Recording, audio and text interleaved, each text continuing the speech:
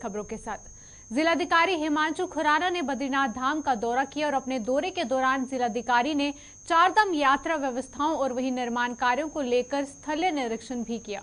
वहीं जिलाधिकारी ने यात्रा से जुड़े विभागों को निर्देशित किया कि यात्रा शुरू होने से पहले साकेत मंदिर मार्ग का डामरीकरण, वहीं सीवर लाइन मरम्मत और आंतरिक मार्गों का सुधारीकरण किया जाए। वहीं धाम में यात्रा से पहले पानी व विद्युत आपूर्ति सुचारू की जाए। वहीं प्रमुख मार्गों पर स्ट्रीट लाइट, वाहन पार्किंग और यात्रियों की सुविधा के लिए साइनेज लगाए जाएं और मास्टर प्लान के तहत ही संचालित निर्माण कार्यों का स्थलीय निरीक्षण करते हुए जिलाधिकारी ने कार्यदायी संस्थाओं को निर्देशित किया कि बद्रीनाथ महायोजना के अंतर्गत ही संचालित कार्यों में श्रमिक की संख्या बढ़ाई जाए। वहीं निर्माण कार्यों की गुणवत्ता का विशेष ध्यान रखते हुए यात्रा शुरू होने से पहले ही अधिकांश कार्यों को तेजी से पूरा करें।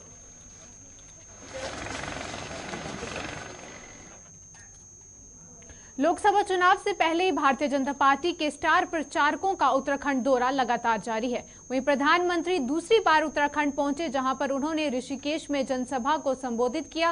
वहीं प्रधानमंत्री के दूसरे दौरे पर भी अंकिता भंडारी मुद्दे पर बात न किए जाने पर कांग्रेस ने निशाना साधा है। कांग्रेस का आरोप है कि भाजपा अंकिता भंडारी मुद्दे पर जवाब नहीं देती है। कांग्रेस प्रदेश प्रभारी शैलजा कुमारी ने कहा कि सरकार ने हमेशा ही अंकिता भंडारी मुद्दे को दबाने की कोशिश की है। उन्होंने कहा कि महिला कांग्रेस और पूरी कांग्रेस ने इस मुद्दे को उठाया है और लोगों के मन में भी ये मुद्दा है। उन्होंने कहा कि ये सरकार ऐसे मामलों को रोकने की जगह इस पर पर्दा डालकर बचाने की कोशिश करते हैं। आज की बात नहीं है ये, इस सरकार ने हमेशा इस पार्टी ने इस मुद्दे को दबाने की कोशिश की है। असली मुजरिम सामने आए, हमारी हैं बहन, इन्होंने, महिला कांग्रेस ने, आपने, सब ने, पूरी कांग्रेस ने इस मुद्दे को उठाया, इतना ज़्यादा उठाया और लोगों के मन में है ये बात। तो जहाँ जहाँ अन्याय होता है, चाहे अंकिता भंडारी केस हो, चाहे आपने यूपी में देखा, इनके अपने लोग जब उसमें लिप्त होते हैं तो कहीं ना कहीं इन्हें लगता है कि ये तो क्राइम है ही नहीं। तो इन चीज़ों को ये बजाय रोकने के उस पर पर्दा डालने की कोशिश करते हैं और बचाने की कोशिश करते हैं लोगों को। आगामी लोकसभा चुनाव के लिए कांग्रेस ने राज्य स्तर पर वॉर रूम तैयार कर लिया है और इस वॉर रूम में पार्टी के चुनावी कार्यक्रमों को लेकर बूथ स्तर पर दिशा निर्देश व सूचनाएं देने के साथ ही फीडबैक भी लिया जा रहा है। जिला, ब्लॉक, मंडल और बूथ स्तर पर भी वॉर रूम स्थापित किए गए हैं। वहीं उत्तराखंड कांग्रेस की प्रभारी कुमारी शैलजा ने वॉर रूम की कार्यप्रणाली पर संतुष्टि जाहिर की है। उन्होंने कहा कि कांग्रेस के सभी कार्यकर्ता दिन रात 5 लोकसभा सीटों पर संपर्क स्थापित कर रहे हैं। उन्होंने कहा कि राहुल गांधी और मल्लिकार्जुन खड़गे की विचारधारा को जन जन तक पहुंचाने का काम वॉर रूम कर रहे हैं। उन्होंने भाजपा पर आरोप लगाते हुए कहा कि उसके शासन में कुशासन बढ़ गया है, क्योंकि उत्तराखंड की बेटी अंकिता भंडारी को अभी तक न्याय नहीं मिल पाया है और बेरोजगारों की संख्या लगातार बढ़ती जा रही है। हमारी पार्टी ने, पीसीसी ने यहाँ जो कार्य व्यवस्था की है उससे मैं संतुष्ट हूँ। सब लोग पूरे मन से काम कर रहे हैं, दिन रात संपर्क में हैं 5 के 5 हमारे संसदीय क्षेत्रों में, ना केवल उम्मीदवारों से, कैंडिडेट से, लेकिन वहाँ पर लोकल वर्कर्स के साथ निरंतर इनकी बातचीत है, फीडबैक भी ले रहे हैं और पार्टी के कार्य के बारे में भी उनसे बातचीत चल रही है।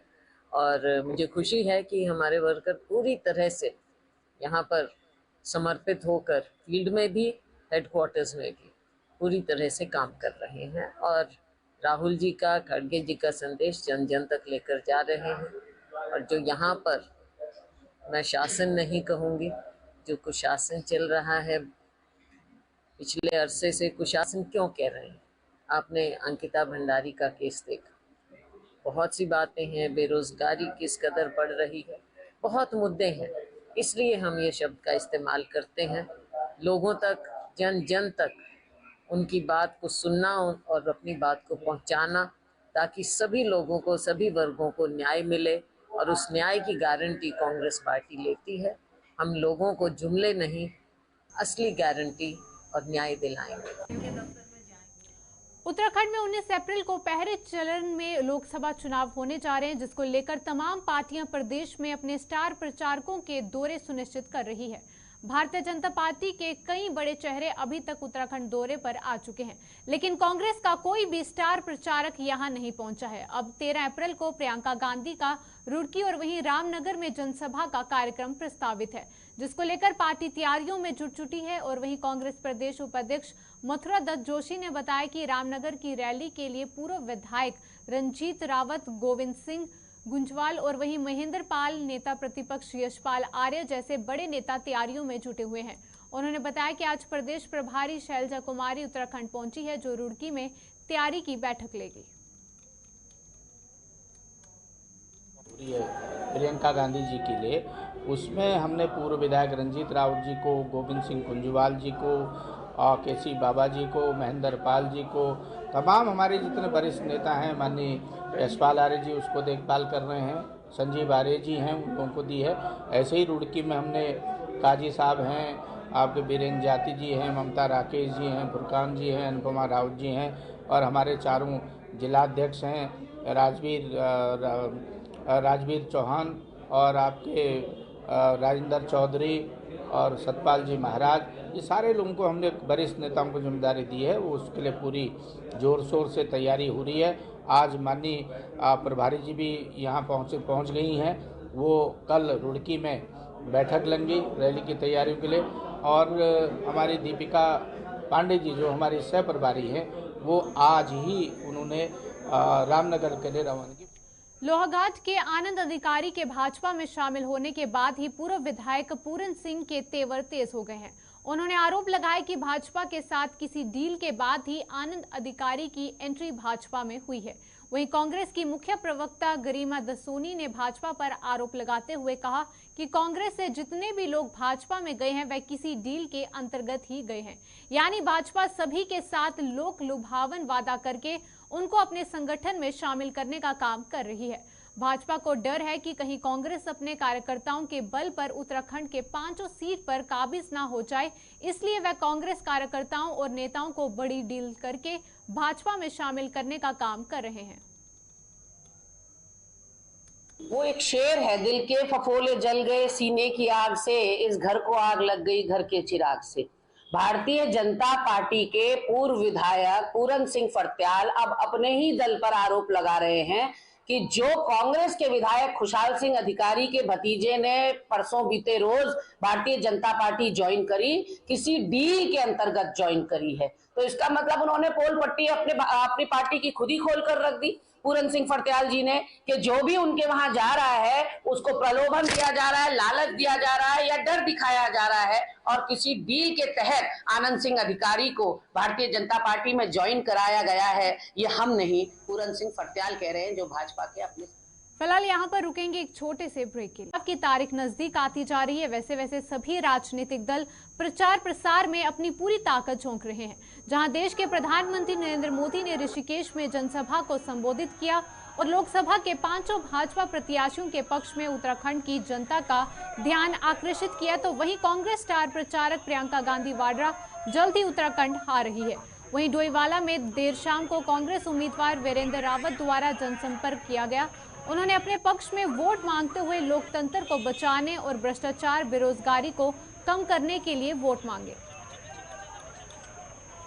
पार जन समर्थन मिल रहा है और दिखाई भी दे रहा है, और व्यापारी बहुत परेशान हैं गब्बर सिंह टैक्स की वजह से, और हम हर जगह यही कह रहे हैं कि हम जीएसटी को कम करने का काम करेंगे। अगर आपने कांग्रेस की सरकार बनाई, हम आपका व्यापार बढ़ाने के लिए जीएसटी कम करेंगे। आज देश के प्रधानमंत्री ने ऋषिकेश में जनसभा को भी कराया, कांग्रेस की आज कुछ नया जुमला कुछ दिया होगा। और प्रधानमंत्री जी से मेरा एक सवाल है, अंकिता भंडारी के उस वीआईपी का नाम वो क्यों नहीं बता रहे हैं? डबल इंजन की सरकार है या ठप इंजन की सरकार है? वीरेंद्र रावत जिंदाबाद जिंदाबाद जिंदाबाद। यहाँ के मुख्यमंत्री से उन्होंने ये नहीं पूछा कि एक संत को दिन दहाड़े मार दिया जाता है, कानून व्यवस्था क्यों लचर होगी, क्यों बेकार हो गई? अंकिता भंडारी के माँ बाप को क्यों दर दर की ठोकरें खानी पड़ रही हैं? जब हम लोग वोटर के पास जाते हैं तो वोटर हमें ये कहता है कि इस बार हम बदलाव चाहते हैं, क्योंकि महंगाई की मार है, भ्रष्टाचार की मार है, महिलाओं का उत्पीड़न है, बेरोजगारी का मामला है। तो लोगों के अंदर रोष है, जनता के अंदर रोष हमें देखने को मिल रहा है और डोईवाला बाज़ार में भी यही स्थिति थी। तो जनता इस बार बदलाव चाहती है और पूरे डोईवाला क्षेत्र में हमारी नुक्कड़ सभाओं का आयोजन किया जा रहा है। कल लाल तप्पड़ में नुक्कड़ सभा आयोजन की गई, बालावाला में नुक्कड़ सभा का आयोजन किया गया और कई सौ लोग उसमें निकल कर आए, अपनी बातें रखी, अपने विचार रखे। वीरेंद्र रावत जी वहाँ मौजूद थे और कुछ दिन पहले आपने देखा ही कि जो रोड शो डोईवाला में किया गया, ऐतिहासिक रोड शो था। 1000 से ज़्यादा लोग सड़कों पर थे, बाइक में। युवा खुद से निकल कर आया, घरों से निकल के आया और युवा ने हमसे बोला कि हमें रोज़गार चाहिए, हमें रोज़गार चाहिए। रोज़गार के लिए हम लोग सड़कों पर निकल कर आए हैं और हम इस सरकार को बदलना चाहते हैं।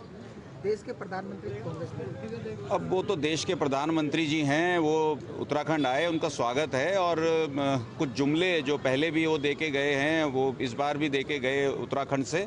मगर मैं माननीय प्रधानमंत्री जी से पूछना चाहता हूं, जो आपने वादा किया था 2 करोड़ रोजगार का, आज ऋषिकेश में युवा सड़कों पर निकल कर आए और जब उन्होंने अपनी मांग रखी, जब रोजगार के लिए आवाज़ उठाई तो उनको पुलिस ने अरेस्ट करके ये डोईवाला थाने लेके आए, कुछ लोगों को नरेंद्र नगर थाने में ले गए।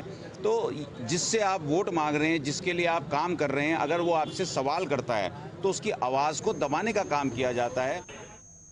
गढ़वाल लोकसभा सीट से कांग्रेस प्रत्याशी गणेश गोदियाल ने भाजपा पर गंभीर आरोप लगाए हैं। उन्होंने कहा कि भाजपा शराब बांटकर चुनाव जीतना चाहती है, जिसका ताजा उदाहरण लोकसभा क्षेत्र में पकड़ी गई 9000 शराब की पेटियां हैं। उन्होंने ये भी आरोप लगाया कि भारतीय जनता पार्टी को पूरा सरकारी संरक्षण मिल रहा है और सरकारी मशीनरी की मिली भगत से ही इतनी अधिक मात्रा में शराब पहाड़ों तक पहुंच रही है। भाजपा शराब के बूते चुनाव को जीतना चाहती है, जबकि शिकायत करने के बाद भी प्रशासनिक अमला उनकी बातों को गंभीरता से नहीं ले रहा है। भारतीय जनता पार्टी के प्रत्याशी आखिर चुनाव जीतने के लिए उन्हीं तौर तरीकों पर आ गए जिन तौर तरीकों के लिए वो कुख्यात हैं।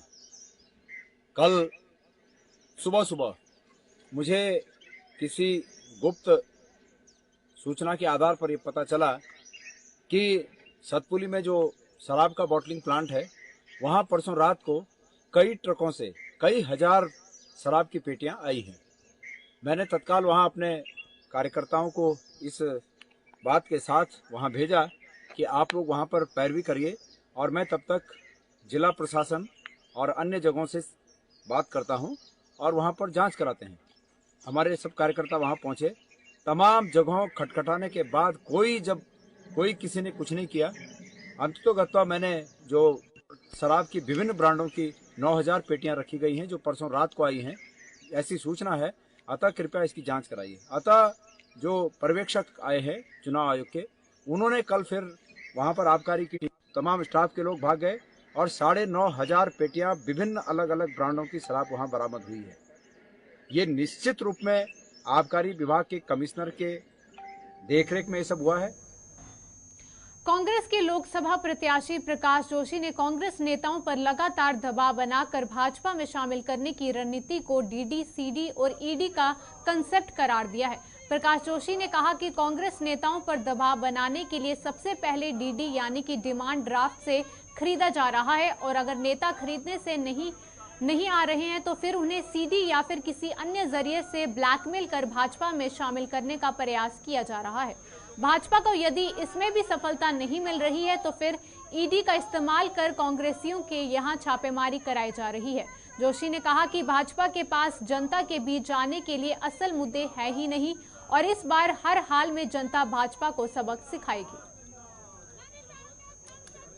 पहला डीडी मतलब खरीद लो, डिमांड ड्राफ्ट, उससे भी कोई ना बिके, डरे नहीं, तो सीडी किसी की अगर हो तो, अगर उससे भी कुछ ना हो तो फिर ईडी, सीधा धमकी, उठा लीजिए, केस कर दीजिए। हाँ, अलग बात है कि एक बार ईडी का केस शुरू होता है और जिस पर ईडी का केस चलता है वो अगर भारतीय जनता पार्टी ज्वाइन कर ले तो फिर वो वो जो ईडी की फाइल है वो फिर शांत। चुनाव में यही चल रहा है, उत्तराखंड में कांग्रेस में इनके साथ यही चल रहा है इस टाइम। भाजपा पूरे देश में सबके साथ कर रही है। जहाँ उन्हें लगता है कि तोड़फोड़ करने की ज़रूरत है, डरे हुए लोग ऐसा करते हैं, उनको अपनी हार दिख रही है इसलिए ऐसा करते हैं। हल्द्वानी पहुंचे भारतीय जनता पार्टी के प्रदेश प्रभारी दुष्यंत गौतम ने भाजपा कार्यालय में प्रेस वार्ता करते हुए कहा कि उत्तराखंड में मतदान के अब कुछ ही दिन शेष हैं, लिहाजा युद्ध स्तर पर आज से ही कार्यकर्ता घर घर जाकर जनसंपर्क करेंगे। इसके साथ ही कई बड़ी रैलियों के आयोजन भी होंगे और प्रचंड बहुमत के साथ भाजपा उत्तराखंड की सभी 5 सीटों को जीतेगी। उन्होंने कहा कि अब प्रत्येक कार्यकर्ता को उसकी जिम्मेदारी सौंप दी गई है। दिनों के अंदर भारतीय जनता पार्टी का एक एक कार्यकर्ता घर घर जाएगा और घर घर जाकर वोटरों से मिलेगा, निवेदन करेगा, प्रार्थना करेगा और उसके बाद वोटिंग वाले दिन वोट डालने का काम करेगा। जो प्रवासी कार्यकर्ता हैं, बाहर रहते हैं, यहाँ पर नहीं रहते, वोट जहाँ पर उनको लाने का काम करेगा और वोटिंग वाले दिन सुबह से लेकर शाम तक, जब तक वोटिंग पूरी नहीं होती, वहाँ पर रहकर मत पेटियों को, जो भी मशीन है, ईवीएम को उसके स्थान तक पहुंचाने का काम। भाजपा चमोली के जिला अध्यक्ष रमेश मेखुरी गांव-गांव में जाकर जनसंपर्क कर रहे हैं और इस दौरान भाजपा जिला अध्यक्ष पौड़ी लोकसभा सीट से भाजपा प्रत्याशी अनिल बलूनी के पक्ष में वोट देने की मांग कर रहे हैं। रमेश मेखुरी ने बताया कि चमोली जिले के तीनों विधानसभाओं के ग्रामीण अंचलों में जाकर उन्होंने केंद्र सरकार की योजनाओं से वो अवगत करवा रहे हैं और भाजपा प्रत्याशी अनिल के लिए जन समर्थन मांग रहे हैं।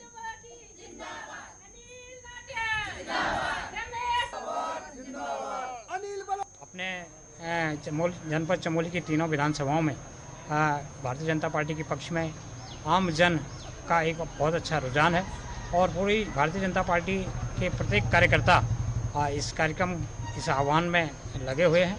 आने वाले 19 तारीख को हम सब लोग भारतीय जनता पार्टी के पक्ष में मतदान करें, ऐसा आह्वान आम जनमानस के बीच में कर रहे हैं। टिहरी लोकसभा सीट से निर्दलीय प्रत्याशी के रूप में चुनाव लड़ रहे बॉबी पवार द्वारा विकासनगर में रोड शो किया गया, जिसमें की बड़ी संख्या में उनके समर्थकों ने भाग लिया और इसके बाद निर्दलीय प्रत्याशी ने डाक पत्थर में एक जनसभा को भी संबोधित किया। इस दौरान उन्होंने भाजपा सरकार पर जमकर निशाना साधा और लोगों से उनके पक्ष में वोट देने की अपील की।